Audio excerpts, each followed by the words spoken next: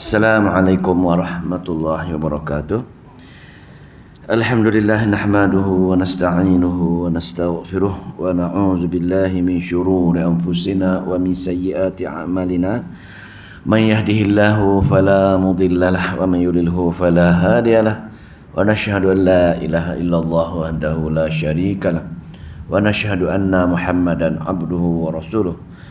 Rabbi shrah li sadri wa yassir li amri wahlul 'uqdatam min lisani yafqahu qawli, amma ba'd. Alhamdulillah, pada petang ini insya-Allah surah Az-Zukhruf ayat yang ke-63. Insya-Allah kita baca, semoga Allah memberi kefahaman serta memberi taufik untuk beramal dengan ayat-ayat Allah Subhanahu wa taala insya-Allah. Ayat 63 surah Az-Zukhruf, surah yang ke-43. A'udzu billahi minasyaitonir rajim. Bismillahirrahmanirrahim.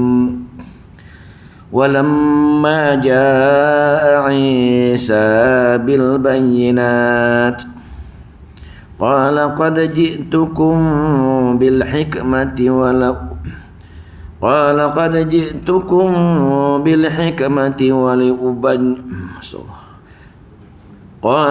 جئتكم بالحكمة ولأبين لكم بعض الذي تختلفون فيه فاتقوا الله وأطيعون إن الله هو ربي وربكم إن الله هو ربي وربكم فاعبدوه هذا صراط مستقيم. Alhamdulillah. Ayat yang kita baca ni masih lagi dalil nakli mengenai Nabi Isa, yakni Nabi Isa memberitahu kepada umat-umatnya supaya jangan mensyirikkan Allah Subhanahu wa taala. Maka dalam kitab Injil dia ada jelaskan bahawasanya Allah saja untuk diibadahi, hanya Allah saja untuk minta bantuan dan pertolongan. Walau bagaimanapun Allah cerita juga punca yang membisikkan untuk supaya tidak menyembah Allah ialah syaitan. Wala yasuddannakum syaitan innahu lakum aduwwum mubin. Dan janganlah menghalang kamu daripada menurut jalan yang benar, maka sesungguhnya syaitan itulah akan musuh nyata bagi kamu. Ini punca dia. Maka Nabi Isa datang mengajar kitab Injil kepada umatnya supaya mendekati ayat-ayat Allah Subhanahu wa taala, supaya untuk memastikan syaitan tak berjaya memutarbelikkan akidah mereka.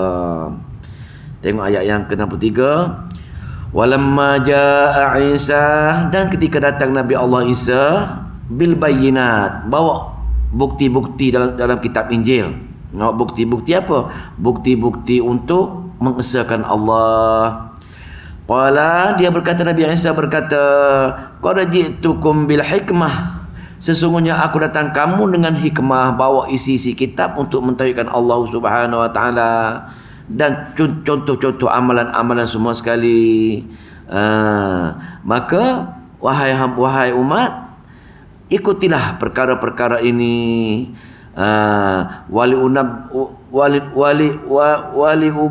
uban astagfirullah pasal ini wali ubayyina lakum, dan agar aku menjelaskan kepada kamu semua tentang isi kandungan surat Injil ini untuk mengesahkan Allah Subhanahu wa taala. Tidak boleh menyeru kepada selain Allah, tapi jangan seru aku hanya hamba Allah, wal ubayyina lakum ba'dallazi takhtalifuna fih, maka jangan semua sekali berselisih mengenai perkara-perkara ketauhidan kepada Allah Subhanahu wa taala. Maka apa yang perlu kamu buat untuk menjauhi syaitan ini? Fattakullah, maka takutlah dengan Allah, bertakwalah dengan Allah, takut dengan Allah, jaga hukum-hukum Allah dengan cara wa ati'un, taat hanya kepada Allah semata-mata, dan taatilah kepada Allah Subhanahu wa taala. Man taatilah kepada Allah dan taatil ikutlah aku. Nabi saya kata, amalan ikut aku, takut yang kedua ikut Allah Subhanahu wa taala, dan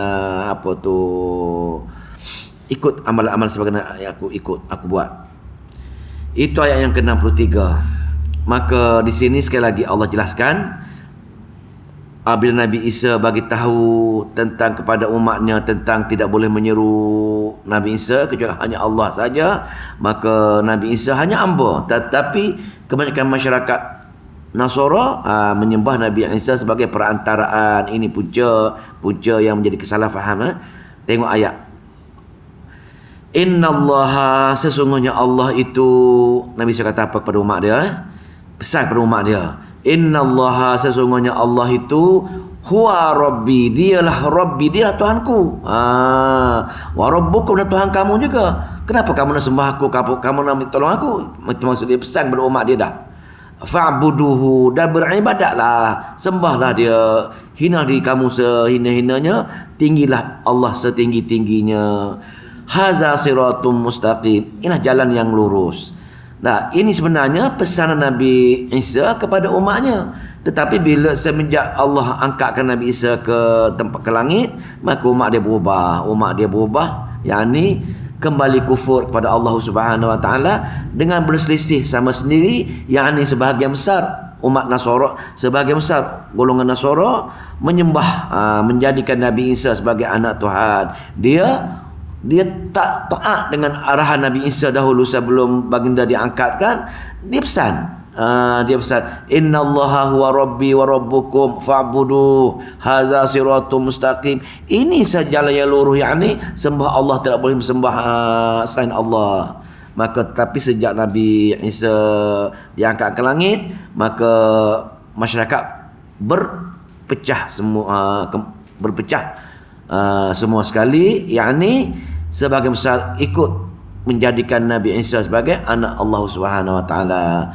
Fakhtalafal ahzabu, kemudian golongan-golongan dari kaumnya berselisihan sesama sendiri.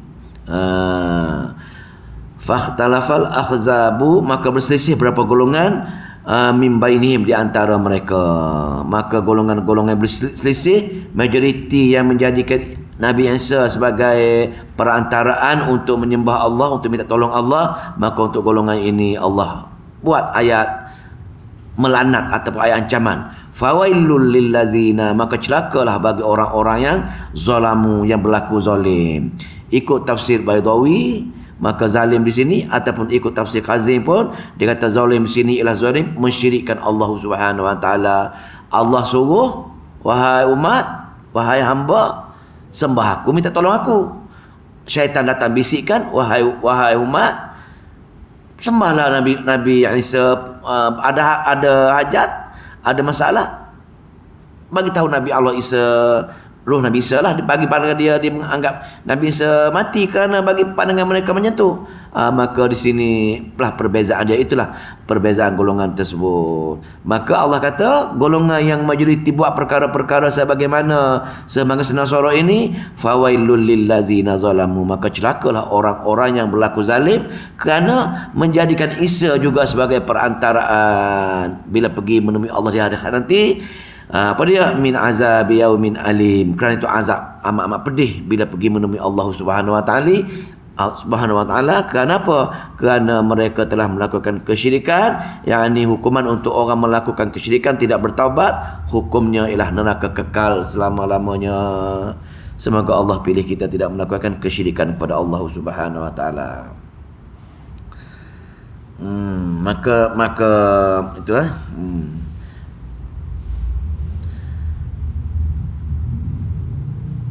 Ayat yang seterusnya, ayat takhwif ukhrawi, ayat ancaman akhirat.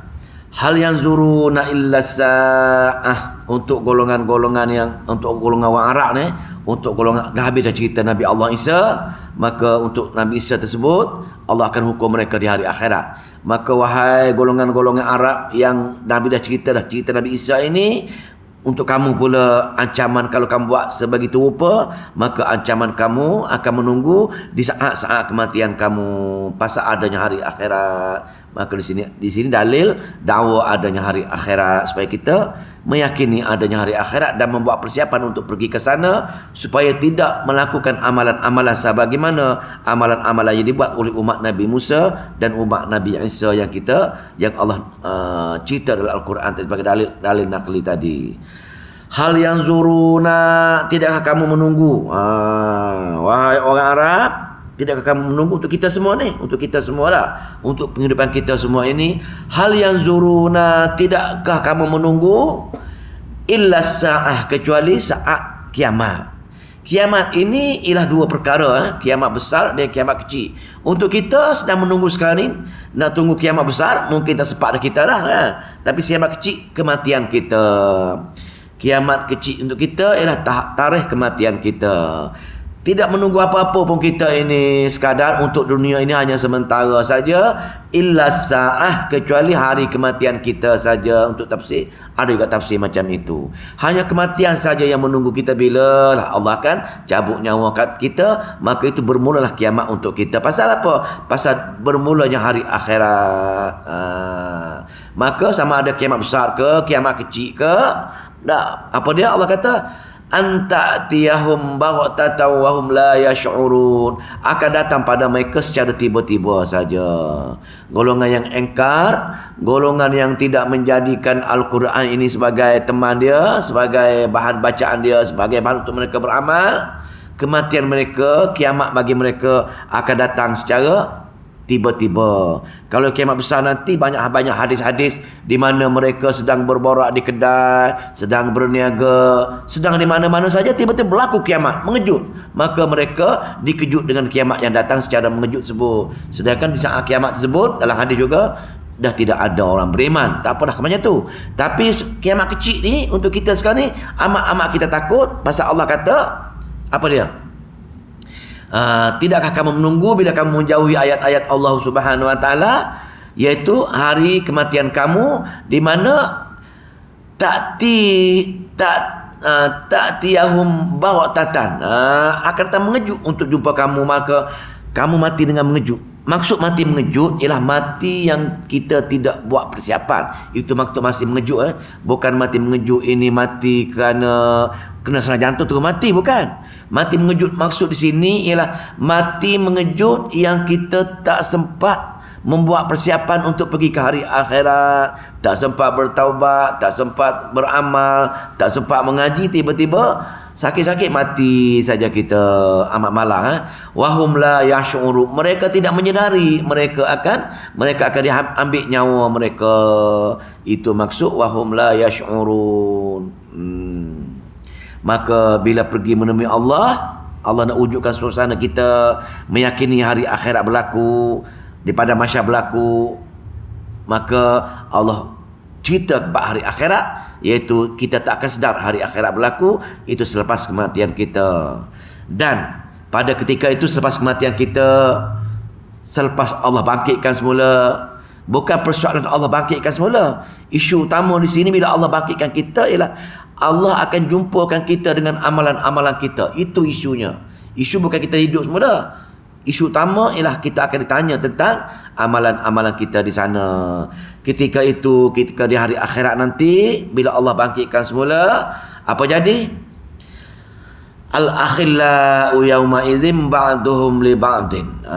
Ketika itu, pada hari itu sahabat-sahabat akrab, dunia sama-sama masuk untuk orang-orang yang jauh dengan Al-Quran. Mereka bekerja sama masa atas dunia.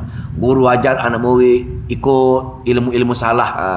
Fir'aun dengan gerombolan-gerombolan dia ikut saja benda-benda salah. Golongan-golongan ini amat rapat di dunia. Pasal mereka bersama-sama untuk melakukan kesalahan-kesalahan, melakukan amalan-amalan tidak betul. Mereka antara guru dengan murid amat-amat rapat sekali. Keluarga-keluarga pun amat rapat sekali hubungan mereka atas dunia. Tetapi kalau mereka tidak menjadikan Al-Quran sebagai sumber yang benar, sebagai rujukan mereka, Allah buat apa dia? Al-akhillau yawma idzin ba'duhum hubungan-hubungan pada hari itu di antara kawan-kawan, di antara keluarganya, sebahagian mereka li ba'din adun, adalah sebagai musuh. Musuh rupa-rupanya. Pasal apa musuh? Pasal dah tahu dah situ guru dia salah, anak murid akan bantai guru dia akan berlepas diri, keluarga akan menyalahkan ketua keluarga kerana tidak mengajar mereka ilmu-ilmu akhirat, tidak mengajar mereka ayat-ayat Al-Quran, tidak mengajar mereka amalan-amalan yang benar, maka ketika itu masing-masing menjadi musuh di antara satu lain. Orang yang jauh daripada Al-Quran menjadi musuh. Itu punca dia, kita kena pegangnya tu. Illa kecuali ini untuk orang yang beriman, orang selalu menjadikan Al-Quran sebagai teman dia, sebagai apa tu, untuk dia rujuk bila ada masalah ataupun untuk dia ambil dalil bukti Al-Quran. Maka illal muttaqin, orang macam ni iaitu kecuali orang-orang yang bertakwa sahaja. Ini saja yang selamat. Apa yang bertakwa? Takut dengan Allah, jaga hukum Allah. Jadi kenapa dia takut dengan Allah? Bila takut dengan Allah, Allah suruh dia tengok Quran, dia tengok Al-Quran. Dan Al-Quran ada arahan Allah, dia segerakan. Mana-mana larangan, dia tinggalkan. Itu maksud takwa. Hanya orang takwa saja yang selamat, tidak bermusuh. Maka orang takwa akan bermesra di antara satu sama lain. Sebab itulah bila kita keluarga, kesian dengan keluarga kita. Kalau kita tidak jaga keluarga kita, tidak ajar keluarga kita, pasal dia akan betulkan menjadi musuh tadi. Tapi kalau kita menjadi seorang bertakwa, duduk majlis ilmu dengan mereka. Kalau dia tak ada majlis ilmu pun, ajar mereka cara-cara bagaimana cara-cara untuk memberi ketaatan kepada Allah Subhanahu Wa Taala, ajar mereka. Maka itu orang macam ini dia tidak ada, dia akan selamat, dia akan bersama-sama. Seronok orang macam dapat syurga bersama, di padang mahsyar bersama, di alam barzah bersama, dalam keadaan dilindungi oleh malaikat. Maka untuk orang bertakwa, sama ada hubungan dengan kawan-kawan ke, sama ada dengan hubungan keluarga ke, untuk golongan ini dia tidak bergaduh di hari akhirat nanti. Dia bermesra. Pasal apa? Pasal dia dijaga oleh malaikat. Malaikat, pasal dia Ahlul Quran, malaikat akan selalu membisikkan pada dia tentang indahnya hari akhirat. Sebab itu orang yang bertakwa ialah orang suka sangat nak pergi ke hari akhirat. Dunia ini dia menjadikan batu loncatan saja sebagai alat untuk pergi ke hari akhirat saja. Maka Allah buat ciri-ciri orang bertakwa bagaimana di hari akhirat keadaan orang bertakwa ni. Keadaan orang bertakwa ni, mati saja, Allah cabut nyawa saja, malaikat akan datang dengan dia. Datang cabut nyawa dia, malaikat akan membisik dengan dia, menenangkan jiwa dia. Ya ibad, wahai, diberi peringatan. Maka orang yang bertakwa diberi peringatan serta diseru oleh Allah Subhanahu Wa Taala. Ada juga pandangan Allah menyeru, ada juga pandangan Allah malaikat sampaikan seruan Allah tersebut. Ya ibad, wahai hamba-Ku. Wahai hamba-Ku yang aku nak cabut roh sekarang ini, la khaufun. Jangan kamu apa yang kamu takut? Jangan kamu khawatir lah. Jangan kamu takut lagi. Tak perlu takut dah. La khauf. Jangan takut. Jangan takut menuju hari akhirat. Pasal apa? Aku ada bersama kamu. Allah dah bagi jamanan, dia bagi syurga dengan kamu. Aku jaga dalam alam barzakh pun aku jaga, daripada mahsyar pun aku jaga. Semua komplit aku jaga. Jangan takut, apa nak takut lagi? Akhirat dah jumpa dah sekarang ini. Aku bersama-sama dengan kamu. Tengok malaikat. Quran bersama kita, malaikat bersama kita, amal-amal baik semua ada bersama kita. Pasal dunia kita dengan Al-Quran dah. La khaufun alaikumul yaum. Tak perlu takut dah pada hari ini, pasal inilah hari akhirat. Hari yang Allah janjikan untuk memenuhi segala tuntutan kamu, hasil perjuangan kamu masa dunia dulu. Wala antum, dan untuk kamu semua, kita ke keluarga kita, ke kawan-kawan kita yang bertakwa ni, duduk dengan Quran ini, apa dia? Wala antum tahzanu, dan kamu tak perlu bersedih hatilah nak tinggal dunia ni. Kalau masa mula-mula kematian kita lah. Cuma yang bersedih keluarga kita aja atau kawan-kawan kita bila kita mati, sedih mereka. Dah berpisah dah tak ada dah, pola-pola mati dah dia malam tadi. Tapi Allah kata ni, wala antum tahzanun, jangan kamu sedih. Dalil orang mati, orang beriman, orang bertakwa, sikit pun tak sedih bila dia pergi ke alam akhirat. Tak ada dah ingat keluarga, bagaimana keluarga aku nak makan apa, bagaimana keluarga. Tak ada dah. Allah kata wala antum tahzanun, kamu semua tak akan bersedih hati. Pasal apa? Pasal Allah dah cabut dah perasaan sedih dia tadi. Kalau orang kata sedih lah itu tak ada, jangan percaya. Pasal untuk pergi hari akhirat dah cabut semua dah. Allah tak nak lagi hamba dia yang berjuang masa dunia ini ada rasa perasaan sedih. Dia takut lagi bila pergi ke hari akhirat. Yang takut, yang sedih, orang yang tidak bertakwa, orang yang jauh dengan ayat-ayat Allah Subhanahu Wa Taala. Jadi bagaimana yang jadi macam ini ni? Bagaimana yang jaminan Allah? Bagaimana yang mereka bagi jaminan? Apa ciri-ciri dia? Maka Allah bagi ciri-ciri dia. Orang macam ini, siapa dia? Orang yang tak takut, orang yang bergembira pergi hari akhirat, tak berduka cita dengan dunia. Ciri-ciri dia ialah allazina amanu bi ayatina. Ni penting kena pegang betul-betul ayat ni. Allazina amanu bi ayatina, iaitu orang-orang amanu sini ialah orang yang betul-betul berkeyakinan bi ayatina, dengan ayat-ayat kami. Tengok sekali lagi Allah rumuskan. Sekali lagi, orang yang ada perasaan yang tak takut, tak berduka cita, Allah bagi syurga dengan dia. Ciri-ciri utama dia ialah orang yang allazina amanu bi ayatina, bukan beriman secara ala kadar, maknanya berkeyakinan penuh. Bagaimana cara nak memenuhi tuntutan amanu ini? Iman yang sempurna. Iman yang sempurna ialah yang Allah kata bi ayatina, dengan ayat-ayat kami. Yang ni orang hari-hari baca Quran, hari-hari dia kena mendengar, dia kena dengar apa tu Allah nak cerita apa, peringatan-peringatan Allah Subhanahu Wa Taala. Bila hari-hari dengar perkara ini, masuk, maknanya ayat-ayat Allah mendebat sebati dengan jiwa kita. Macam kita tengok Syekh Qadir sekarang lah dah. Pagi Quran, petang Quran, malam Quran, semua Quran. Hanya diminti tidur dengan makan je. Selain Quran je tengok. Pasal apa tu? Itu baru amanu bi ayatina. Allah kata orang yang betul-betul yakin. Tak boleh kalau aku tak baca Quran. Tak boleh aku tak dengar Al-Quran. Pasal Al-Quran ini nak masuk mata. Itulah Allah. Amanu bi ayatina ini ialah orang yang keluarga Allah, Allah. Maka dengan ayat-ayat Al-Quran dia begitu yakin. Tak boleh duduk tidak ada ayat-ayat Al-Quran dalam hati dia. Dia nak dengar juga kata-kata Allah. Dia nak dengar juga peringatan-peringatan Allah Subhanahu Wa Taala. Kena pegang betul-betul ayat ini. Selagi kita tak hari-hari, tak akan berlaku sempurna allazina amanu bi ayatina. Hari-hari dengan Al-Quran, baca Quran, faham Al-Quran, hari-hari mengulang, barulah menjadi amanu bi ayatina. Lepas tu kesan dia apa kesan dia? Kesan dia wakanu muslimin. Kesan daripada amanu bi ayatina, maka mereka akan muslimin, 100% bergantung dengan Allah. Tak heran dengan dunia ni, lapar ke, duit tak ada ke, susah ke, tak ada. Bagi dia muslimin, 100% pergantungan, berserah diri hanya kepada Allah saja yang boleh menyelesaikan masalah dia, boleh menyempurnakan hajat dia. Nak capai tahap ini memang amat susah lah. Amat susah. Kadang-kadang kena tanya Qadir lah, bagaimana dah Syekh Qadir, tanya Syekh Qadir bagaimana cara dia boleh hari-hari dengan Quran. Tanya dia lah, pasal dia berserah. Masya Allah. Jadi orang ada dua perkara ni.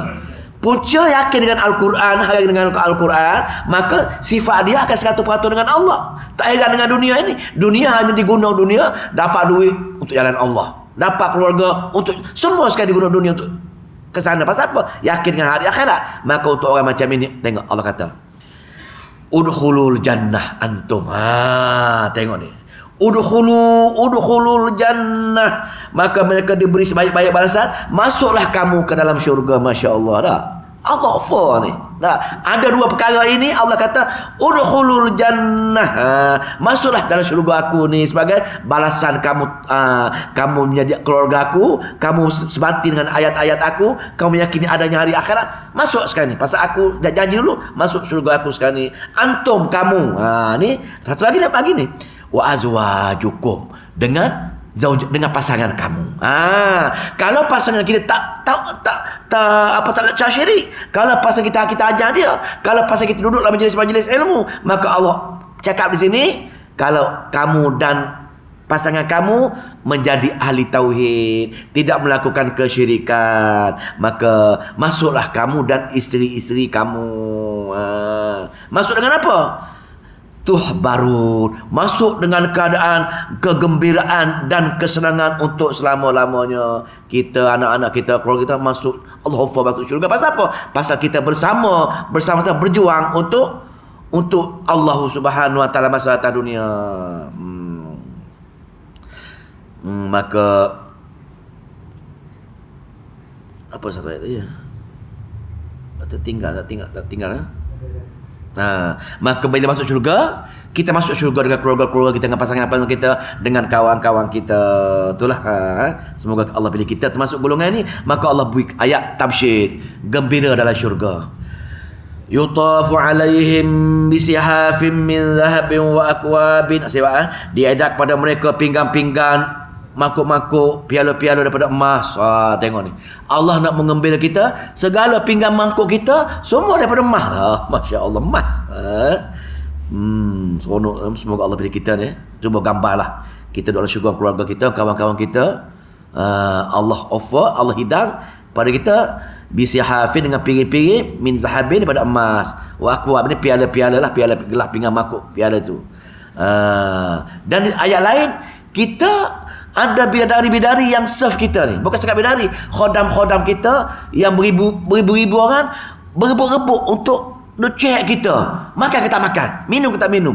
Kita boleh minum sendiri, tapi Allah nak mengembira kita dengan suasana ramai sangat di syurga sebut, supaya orang tengok kita hebat, kita kaya, kita segala-gala, kita menjadi raja hari ini. Maka dia nak mengembira, Allah nak mengembira kita dengan menyediakan kemudahan-kemudahan supaya ramai orang boleh pandang kita bergembira dengan kemewahan-kemewahan yang semacam ini. Maka dia ada pada mereka segala pinggan-pinggan segala-galanya. Lepas tu apa lagi? Wafiat dalamnya. Lepas tu apa lagi? Ma tashtahihil anfus. Maka apa saja yang diinginkan oleh nafsunya, apa nafsu nak, semua dia bagi ketika tu. Teringin apa, nak apa, semua dapat semua. Nak rasa buah, kan rasa nafsu seks, semua sekali Allah akan anugerahkan ketika itu juga. Jadi tak perlulah dunia ni rasa sedih, duka lara, tak dapat apa-apa yang kita nak dah. Semua dapat ketika itu. Apa yang nafsu nak, semua dapat. Bukan setakat saja. Wa talazzul a'yunu, yang menyedapkan mata kita. Nak makan tu suasana bersih, suasana yang menyelerakan semua. Kalau atas dunia ni, bila kita makan restoran kan ada benda-benda yang menjijikkan ke, yang terlintas, tak selera makan. Tapi sana tak ada. Semua sekali mata memandang, sedapkan semua sekali. Sedap, cantik, bersih, bau, wangi, semua sekali dengan segala-gala keindahan-keindahan yang tak terhingga.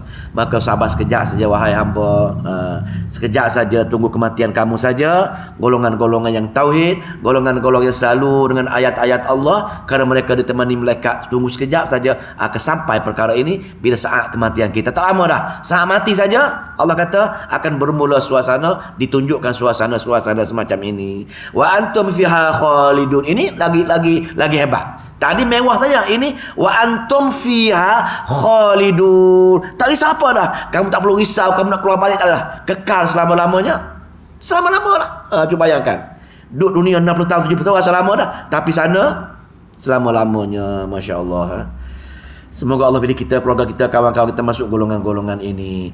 Watilkal jannah, dan dikata kepada mereka allati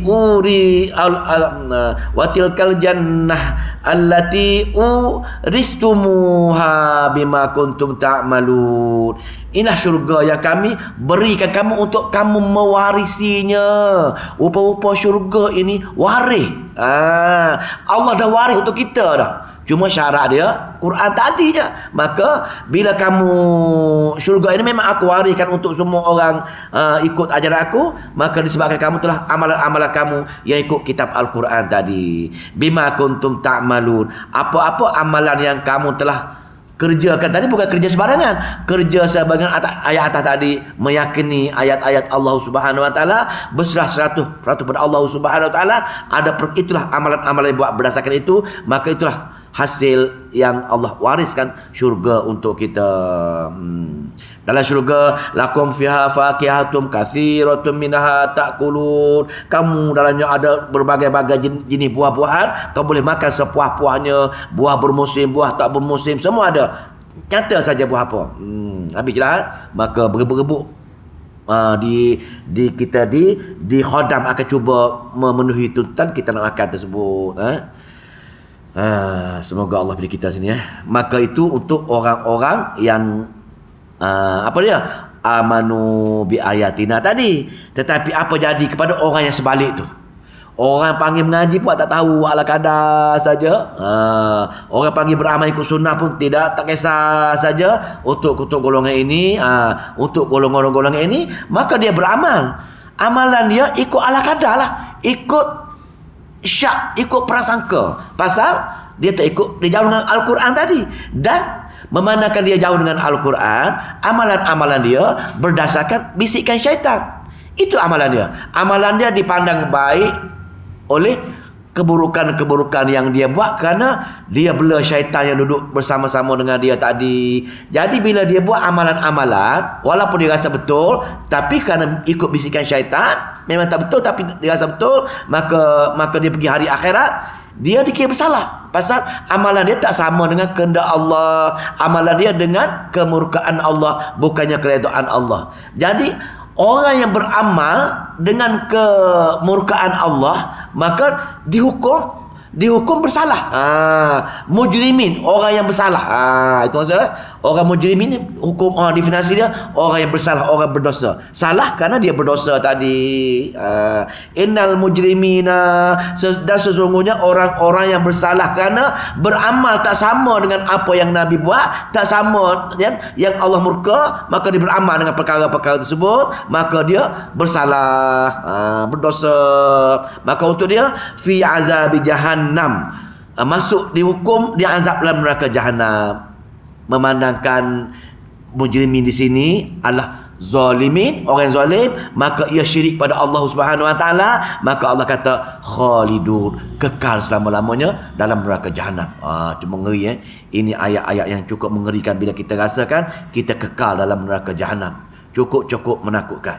Bila kekal, iyalah hidup dah seronok, lahir dunia 60 tahun, enjoy atas dunia 70 tahun, kita rasa gembira dah. Tapi hidup kita hidup menempah penderitaan. Hidup yang menempah penderitaan kerana dihukum neraka jahanam selama-lamanya. Dah, sepatutnya itu menyesal. Menyesalnya aku hidup, menyesalnya aku menjadi manusia, menyesal segala-galanya. Apa? Pasal hukuman dia tak setimpal dengan hidup di dunia atas dasar kezaliman syirik pada Allah Subhanahu Wa Taala. Pasal khalidun tadi, hidup 60 tahun neraka jahanam selama-lamanya. Bukan setakat itu saja. La yufattaru anhum wa hum fihi mublisun. Tidak diringankan sikit pun azab mereka setiap hari. Datuk Fahdi tanya dulu, adakah orang hari Isnin diringan? Tak? Ayat ni pun sama sebagai dalil. La yufattaru, tidak ia diringankan sikit pun. Tak betul mengatakan Abu Talib diringankan, Abu Jahal, Abu Lahab tak? Abu Lahab diringankan, tiada, tak betul. Pasal apa? La yufattaru anhum, tidak ia diringankan sikit pun anhum bagi mereka. Wahum fihi, dan mereka di dalamnya mublisun. Apa dia mublisun? Mublisun ialah keadaan yang berputus asa yang amat sangat. Hari-hari dia frah, kecewa. Kalau dunia ini bunuh diri dah, tapi sana tak boleh bunuh diri, pasal sana tak boleh mati dah. Pasal kecewa, frah yang amat sangat hingga dia sanggup makan tangan kaki tu. Pasal kecewa, putus asa yang amat sangat. Kecewa, putus masa di dunia ini sekadar kita sedih ataupun sekadar hantuk kepala dinding. Tapi di sana tidak ada kecewa yang amat sangat hingga dia makan anggota badannya. Itulah mublisun, berputus asa atas dasar kecuaian dia masa atas dunia ini. Menyesalnya kenapa? Lepas lah dia minta nak kembali, tapi kekal selama-lamanya. Nampak zalim, nampak teruk lah nampaknya. Tapi sebenarnya manusia yang menzalimi dia sendiri. Allah kata bukan Allah yang zalim buat semacam ini hukuman kekal, tapi kerana mereka tak patuh dengan arahan Allah, dia langgar perintah Allah, Allah buat dia, Allah bagi segala-galanya, tapi dengan Allah dilawan balik. Itu maksudnya wama zalamnahum, dan tidaklah kami menganiaya mereka.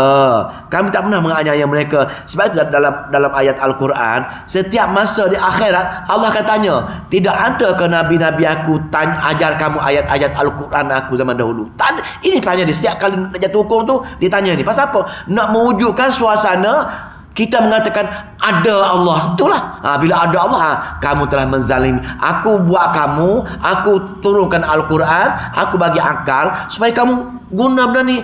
Yakin benda ni. Tiba-tiba kamu buat ala kadar dengan dia saja. Kamu tak menunaikan hak-hak dia saja. Maka itulah kamu telah menzalimi diri kamu sendiri. Ya. Dalam surah Al-Baqarah pada cerita ni. Kamu nak berjaya datang menemui Allah balik. Fa imma ya'tiyannakum minni huda faman tabi'a hudaya fala khaufun 'alaihim wa lahum yahzanun. Nak datang jumpa aku dalam syurga, nak layak masuk syurga, tunggu kitab aku. Belajar kitab aku, pegang kitab aku, baru layak menemui aku dalam syurga. Kalau tidak, kamu menjadi orang yang zalim. Orang yang zalim, aku akan humbang ke dalam neraka jahanam. Walakin akan tapi kanu humuz zalimin. Kamu yang telah menzalimi diri kamu sendiri. Habis cerita. Kamu sebenarnya yang telah menganiaya diri kamu sendiri untuk duduk dan kekal. Itu pilihan kamu sendiri. Aku buat syurga supaya semua hamba aku boleh bagi syurga. Tiba-tiba kamu tak nak, wahai hamba. Kamu menzalimi diri kamu sendiri. Kesian diri kamu. Sepatutnya kamu pilih syurga yang aku bagi ni, tapi kamu menolak. Itu maksudnya tolak syurga dengan cara menolak kitab-kitab kami, dengan cara tidak mempelajari, tidak memahaminya. Maka dalam neraka jahanam, itu kejadian menangis, merintih, apa lagi? Menangis, merintih, makan anggota menyesal. Itulah kerja dia hari-hari. Maka tak tahan sangat. Kenapa hari kena pukul, makin hari makin kuat. Maka dia menyeru. Dia menyeru malaikat penjaga supaya mematikan dia. Ni ayat dia ni. Ayat dia.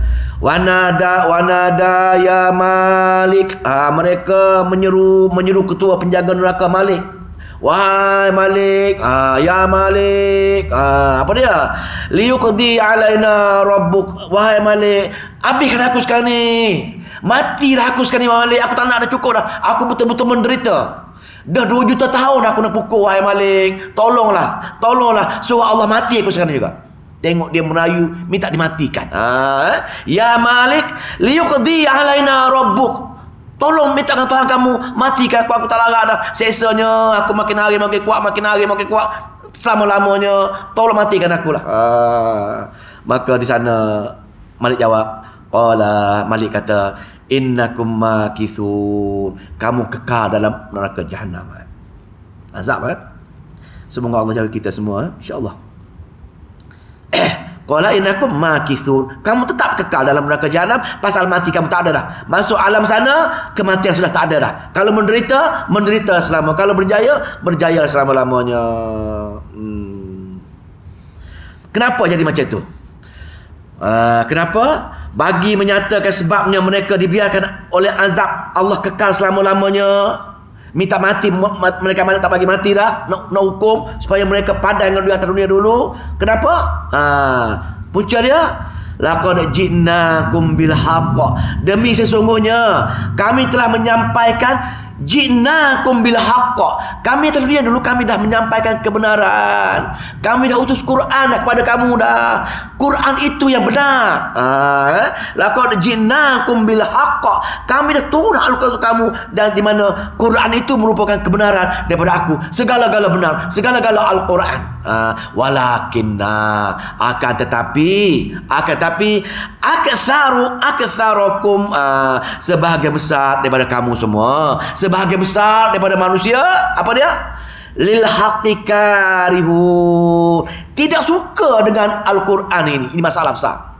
Kena terjemah macam tu. Tidak suka dengan kebenaran Al-Quran ini. Maksudnya kalau kita rasa tak suka, kalau kita rasa tak nak belajar, kalau kita rasa ala kadar dengan Al-Quran ini, kena ubahlah. Pasal apa? Orang yang rasa ala kadar dengan Al-Quran, orang dia rasa tak semangat dengan Al-Quran, orang dia rasa macam tu ya Quran ni, maka penyakit dia besar, penyakit hati dia, penyakit yang menyebabkan dia akan dihumbankan ke dalam neraka jahanam. Pasal apa Allah kata? Walakin aktsarakum lil haqqi karihun. Sebahagian besar hamba aku adalah tidak menyukai dengan kebenaran ini, tidak berusaha 100% nak pergi menemui hari akhirat dengan berusaha 100% dengan kitab Al-Quran. Nampak tak? Jelas ayat ni. karihun, orang yang tak acuh dengan kitab Al-Quran kami, orang yang tak senang dengan kitab Al-Quran, orang yang tak bersungguh-sungguh nak menyenangi kebenaran ini. Termaksudnya sakit teruk. Semoga Allah masuk golongan lah. Takut. Maka disebabkan dia tak suka dengan Al-Quran, dia kata Quran tak ada apa-apa pun, orang Arab jalan dulu, dengan sebab dia takut orang lain baca Quran, faham Al-Quran, dah dia berusaha nak bunuh orang yang ajar Quran ni. Tengok macam tu. Zaman sekarang ini dia akan blok orang mengajar Quran. Dia akan tuduh orang mengajar Quran dengan berbagai-bagai katalah, tak orang sesak lah, tak pandai lah, tak pandai bahasa Arab. Berbagai-bagai dikutuk. Pasal apa? Dia tak nak, syaitan membisikkan supaya jangan bagi dia mengajar Al-Quran. Jangan bagi dia orang lain faham Al-Quran dengan dia. Atas faktor ni zaman jahiliah dulu lagi. Orang Arab jahiliah tak bagi orang Arab faham Al-Quran, maka dia bertindak dengan nak bunuh orang yang mengajar Quran tersebut. Sama dia punya hujah dia. Apa dia? Am abramu amran fa inna mubrimun. Bahkan mereka orang kafir itu mengambil keputusan menjalankan satu rancangan yang nak bunuh Nabi, maka Allah juga mengatakan kami juga ada perancangan nak menggagalkan rancangan mereka. Makaru wa makarullah, dah ayat tu dah. Tipu daya mereka, Allah pun ada tipu daya. Maka sama. Maka nak ceritanya Al-Quran berbagai-bagai cara syaitan, belitan syaitan untuk menghalang orang daripada bertadabbur ayat-ayat Allah Subhanahu wa taala. Maka selesai bab tentang Al-Quran tadi, tentang pemahaman ayat dipanggil ayat teguran, ayat zajrun, ayat Allah menegur golongan-golongan Arab jahiliah yang sampai dia marah orang faham Quran, dia sanggup buat perancangan nak bunuh Nabi tadi. Berapa kali dia nak bunuh Nabi dah, tapi Allah selamatkan pasal Allah, perancangan Allah lagi hebat. Am yahsabuna anna la nasma'u sirrahum wa najwahum bala wa rusulana ladaihim yaktubun. Kita cuba habis juga. Lagi 9 ayat, saya cuba laju sikit lah. Patutkah mereka menyangka bahawa kami tidak mendengar apa-apa yang mereka sembunyikan hati mereka? Mereka rancang, mereka plan membunuh Nabi. Mereka ingat kami tak dengar. Pasal orang Arab jahiliah kata ni, bila kami nak buat perancangan jahat, kami berbisik-bisik, Allah tak dengar. Kalau kami nak buat jahat, kami tutup dengan selimut, Allah tak nampak. Allah jawab. Allah memberi teguran untuk orang ini. Allah kata kami maha mendengar, kami maha ilmu. Dan apa yang mereka perkatakan dengan berbisik ke dalam hati ke, dengan kerdipan mata mereka sama sendiri ke, bukan sebagaimana yang mereka sangka. Bahkan utusan-utusan kami, yakni malaikat-malaikat, ada jaga mereka di kiri kanan mereka tu. Malaikat-malaikat kami menjaga setiap perkataan, setiap bisikan mereka. Ada menulis segala apa yang mereka lakukan. Rahsialah macam mana pun, ceritalah macam mana pun, maka Allah amat mengetahui segala tindakan mereka. Maka ada juga maka orang Arab jahil ni, bisa ada jahil Quran ni, dia akan menuduh supaya Nabi ini dituduh dengan berbagai fahaman yang salah. Berbagai fahaman yang salah, iaitu mereka mengatakan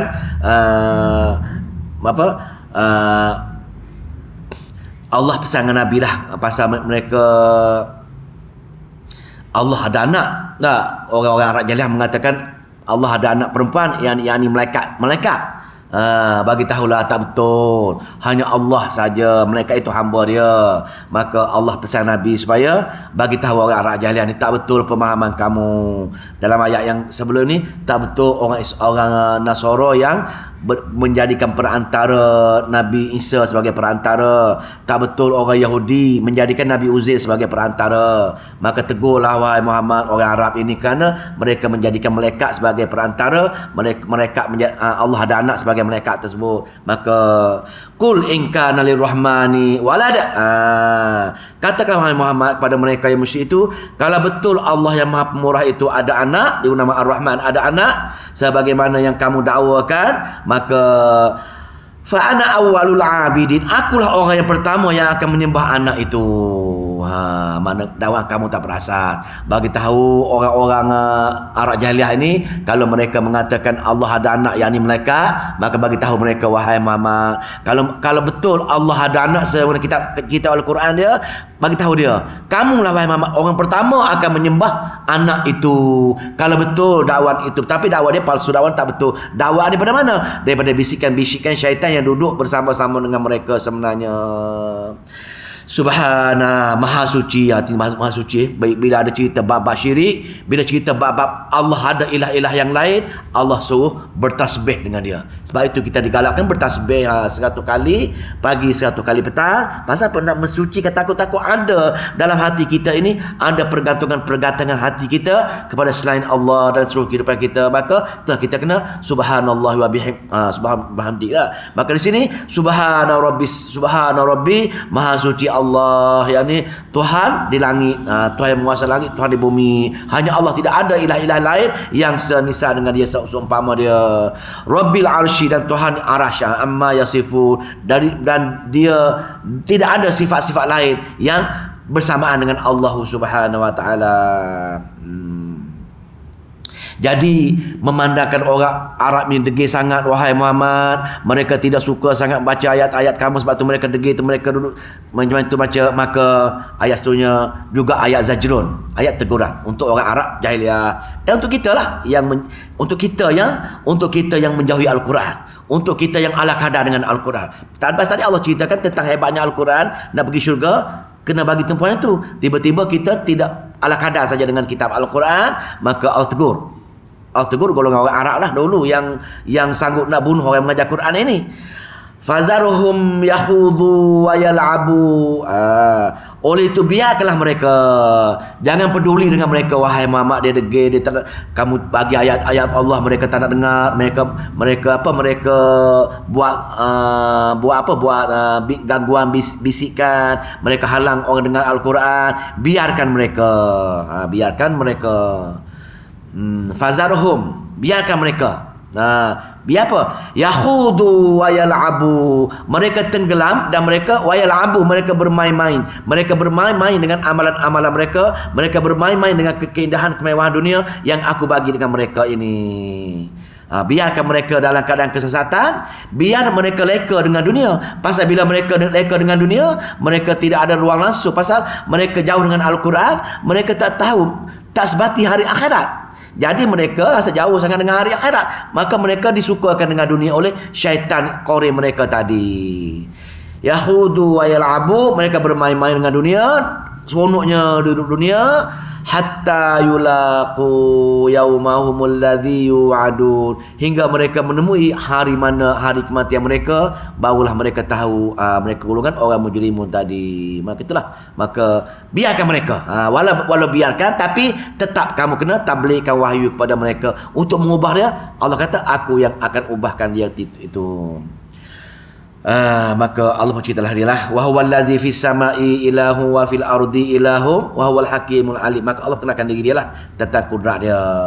Dan ingatlah Allah jualah Tuhan yang berhak disembah di langit, dan dialah Tuhan yang berhak disembah di bumi. Langit ke bumi ke, hanya Allah itu saja, tidak ada selain dia. Dan dialah jua yang maha bijaksana lagi yang maha mengetahui. Bijaksananya Allah bagi Al-Quran, kita engkar, dia tak hukum. Tapi dia akan hukum kemudian hari bila kita pergi menemui Allah Subhanahu wa taala. Jadi bila Allah perkenalkan diri dia tersebut, kebanyakan orang-orang Arab jahiliah yang jauh dengan Al-Quran merasakan kalau ada akhirat pun mereka rasakan malaikat-malaikat boleh bagi syafaat dengan dia. Ini pahaman dia. Kalau ada hari akhirat pun, ruh-ruh wali Allata Al-Uzza yang mereka suruh tadi, orang-orang roh di belakang berhala tadi boleh tolong dia, boleh bagi syafaat dengan dia. Kami selalu memohon syafaat dengan malaikat, kami selalu memohon syafaat dengan roh-roh wali ni, kami selalu memohon syafaat dengan orang alim. Dia kata, kalau kamu mohon syafaat dengan dia, bila dia ni rapat dengan Allah, maka Allah mesti sayang dengan perantara ni, mesti Allah akan bagi dia kebebasan akhirat pun. Kalau dia bebas dunia pun, akhirat pun dia bebas juga. Dia rasa macam tu orang Arab jahiliah ni. Maka Allah menafikan. Allah menafikan anggapan yang salah mengatakan mereka dapat syafaat dengan cara menyeru selain Allah. Memandangkan malaikat bagi mereka anak Allah, maka mereka menyeru malaikat, wahai malaikat, bagilah syafaat dengan aku bila aku mati menemui Allah nanti. Ini minta macam tu. Maka Allah jawab. Allah kata nak mohon syafaat minta dengan aku. Tapi syaitan kata nak syafaat minta dengan malaikat. Allah kata nak dapat syafaat minta dengan aku. Syaitan kata untuk kita nak dapat syafaat minta dengan Nabi. Ini peranan syaitan. Maka Allah jawab kesamaran dakwah surah ini. Nak dapat syafaat minta dengan Nabi. Maka Nabi akan titahkan silap. Nak minta syafaat minta dengan Allah. Maka Allah akan perintahkan Nabi ke, wali ke, malaikat ke, sesiapa saja yang Allah rasa ada nak memuliakan dia, tukang bagi syafaat. Tapi tetap Allah tukang bagi. Tengoklah. Wala yamlikul lazina yad'u wala yamlikul lazina yad'una min dunihi syafa'ah, dan segala yang mereka sembah selain Allah, segala yang minta selain Allah, tidak mempunyai sebarang kuasa untuk memberi syafaat pertolongan. Syafaat ini jaminan. Syafaat ni jaminan untuk dihilangkan masalah. Itu syafaat, surat jaminan. Maka segala yang mereka sembah, segala yang mereka seru selain daripada Allah, sebenarnya Allah kata hanya kamu bertepuk sebelah tangan saja. Kamu rasa saja malaikat boleh tolong kamu. Kamu rasa saja Nabi boleh bagi syafaat kamu. Rupa-rupanya kamu bertepuk sebelah tangan saja. Pihak sana tak mampu pun. Yang mampu illa man syahida bil haqq, kecuali Allah kata illa man syahida bil haqq, kecuali orang yang bersaksikan dengan kebenaran, yakni orang yang mati dengan kalimah tauhid saja, yakni orang yang ahli tauhid saja, baru dia layak dapat syafaat. Maka kalau dia mati dengan tidak mensyirikkan Allah, ataupun dia bertobat daripada kesyirikan sebelum ini, maka dia mati. Maka kalau dia banyak baca Quran, dia banyak berselawat, maka Allah perintahkan wahai Nabi, pergi selamatkan, bagi syafaat kepada pola-pola, kerana dia banyak selawat dengan kamu. Itu maksudnya. Itu maksud dia. Illa man syahida bil haqq, syahadat dia orang yang mati, orang yang bersaksikan kebenaran. Yang ni kebenaran mentauhidkan Allah Subhanahu wa taala, kerana tugas Al-Quran semua nabi-nabi cerita untuk mentauhidkan Allah Subhanahu wa taala saja, barulah inilah kebenaran sebenarnya. Dengan apa tu, tapi mengetahui dengan yakin maka Tuhan sebenarnya secara mengetahuinya dengan yakin, bukan kata-kata mereka saja yang mungkin diizinkan memberi syafaat itu. Allah bagi saja. Maka bila jadi macam itu, Allah menegur golongan-golongan Arab jugalah. Pasal golongan Arab ini dia punya tahu bab Allah, cuma kesyirikan dia ialah ada wakil-wakil Allah. Maka Allah tanya, wahai Muhammad, cuba tanya golongan orang Arab ini yang masih lagi menganggap ada wakil-wakil Allah, yang Allah lantik wakil-wakil. Cuba tanya mereka. Cuba tanya apa, siapa Allah sebenarnya? Wala in sa'altahum man khalaqahum la yaqulunna Allah. Tanya mereka, jika tanya mereka siapa yang menciptakan mereka, fa anna yufakun. Demikian bagaimana mereka dipesongkan daripada ayat lain, la yaqulunna Allah. Mereka mengatakan Allah, tapi ayat ni sudah tentu mereka mengatakan menjawab Allah, tetapi la yaqulunna Allah, pastinya mereka mengatakan Allah. Fa anna yufakun. Bagaimana dah tahu dah Allah buat segala, buat langit, buat bumi, Allah buat malaikat, Allah buat nabi segala. Kenapa dia tak minta dengan Allah, kenapa minta dengan wakil-wakil makhluk-makhluk Allah tadi? Itu maksudnya, maknanya nak buat dalil tentang penciptaan langit dan bumi ini Allah Maha berkuasa. Wala in sa'altahum man khalaqahum, jika tanya pada orang Arab jahiliah siapa yang mencipta mereka, la yaqulunna Allah, nescaya mereka mengatakan Allah. Mereka percaya, sebab tu nama mereka Abdullah semua sekali kan. Fa anna yufaku, bagaimana mereka boleh berpaling daripada minta kepada, menyeru kepada selain Allah ini? Ayat sekilas. Waqilihi ya Rabbi inna haula'i qaumul la yu'minun, dan dia Tuhan mengetahui segala nabi yang berkata, wahai Tuhanku, sesungguhnya mereka satu kaum yang tidak mahu beriman, maka terserahlah kepadamu untuk mengadilinya. maka bila Nabi teruk sangat dihina, diseksa, buat berbagai-bagai bentuk, maka kadang Nabi berdoa juga kepada Allah Subhanahu wa taala. Waqilihi, maka Nabi berkata, berdoa, ya Rabbi, wahai Tuhanku, inna ulai qaumu, sesungguhnya kaumku ini, kaum ini memang suatu kaum la yu'minu, yang mereka tidak beriman kepada kamu, terserahlah kamu untuk mengadilinya.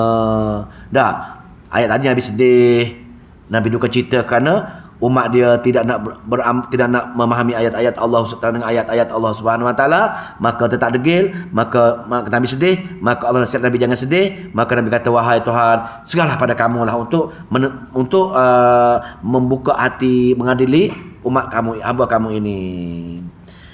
Maka bila Nabi berdoa macam itu, Allah jawab doa dia untuk menutup surah Az-Zukhruf. Apa dia? Fasfah anhum. Fasfah anhum, kerana itu maaflah tentang mereka. Maka ini untuk orang-orang yang syurga, untuklah bukan maaf, pedulikan dengan mereka. Pedulilah bila mereka degil sangat. Bukan kata maafkan mereka, kalau ikut terjemahan fasfah ini, maafkanlah mereka. Bukan maksud itu, maksudnya jangan peduli dengan mereka, wahai Muhammad. Jangan sedih pasal mereka ini. Fasfah anhum. Jangan peduli dengan mereka. Jangan peduli tentang mereka. Waqul, katakanlah. Kata macam mana? Salamun, selamat tinggal. Selamat tinggal wahai orang yang degil. Selamat tinggal yang kamu ajak perkara mengaji, degil juga, selamat tinggal. Waqul salamun, katakanlah selamat berpisah. Fasaufa ya'lamun, kelak kamu akan mengetahui, kamu akan didakwa atas dasar kamu tidak menunaikan hak-hak Al-Quran kepada kamu. Kamu akan didakwa itu. Fasaufa ya'lamun, kelak kamu akan mengetahui kesan keingkaran kamu di atas tidak jauh sangat dengan ayat-ayat Allah Subhanahu wa taala, disebabkan amalan kamu jauh lagi, akidah kamu jauh sangat, akhlak kamu jauh sangat, kelak kamu akan mengetahui kesan keingkaran kamu untuk jauh dengan ayat-ayat Allah Subhanahu wa taala. Wallahu taala alam. Insyaallah besok surah baru, surah Ad-Dukhan insyaallah. A'udzubillahi minasyaitonir rajim. Bismillahirrahmanirrahim. Allahumma salli wa sallim wa barik ala Muhammad. Allahumma faqina fi din wa 'allimna ta'wil wa hdina ila sawa'is sabil. Allahumma fiqna lima tuhibbu wa tarda waj'al akhiratana khairan minal ula. Radina billahi rabban wa bil islami dina wa bi Muhammadin nabiyyan wa rasula. Allahumma aj'alil qur'ana hujjatan lana ya arhamar rahimin wa la taj'alal qur'ana hujjatan alaina ya rabbal alamin. Rabbana atina fid dunya hasanah wa fil akhirati hasanah wa qina azabannar walhamdulillahi rabbil alamin. Assalamualaikum warahmatullahi